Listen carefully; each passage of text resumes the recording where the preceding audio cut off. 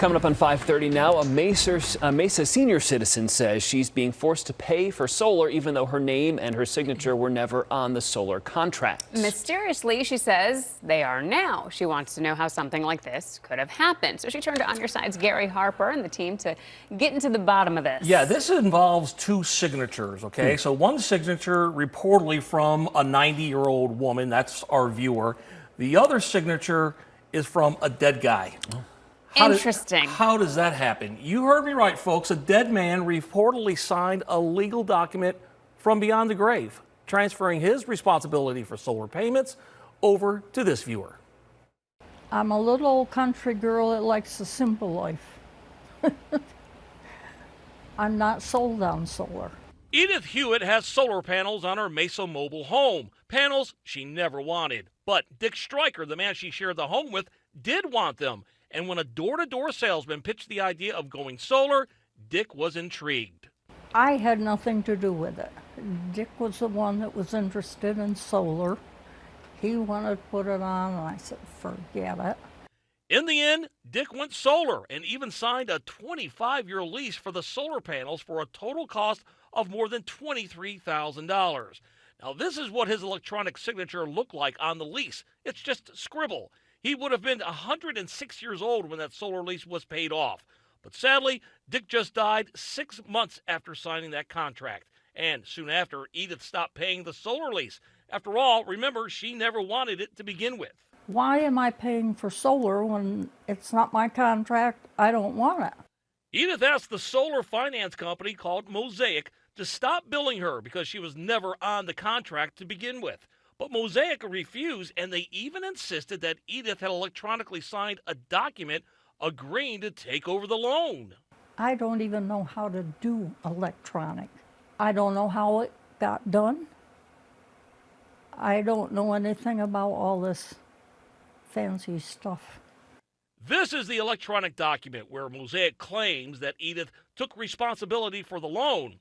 Edith's so-called signature is a generic electronic signature used by DocuSign. It's also signed by Dick Stryker with nearly an identical electronic scribble from the original lease. But get this and look closely. The loan assumption agreement is dated February 2024. Dick died in September of 2022.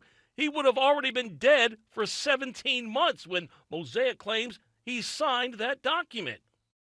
That sounded preposterous to me. I mean, how can somebody use your signature after you've passed away? To me, that's fraud. On Your Side reached out to Mosaic, which is going through bankruptcy reorganization.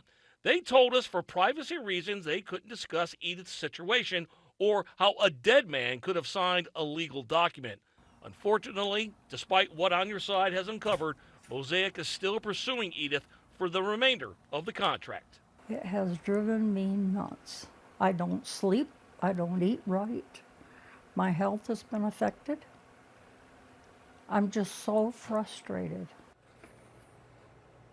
Well, over the past 6 years, homeowners have filed a lot of complaints against Mosaic, countless complaints, with the Consumer Financial Protection Bureau in 30 different states, often with the allegations of fraudulent loans, kind of like the ones we just heard about there.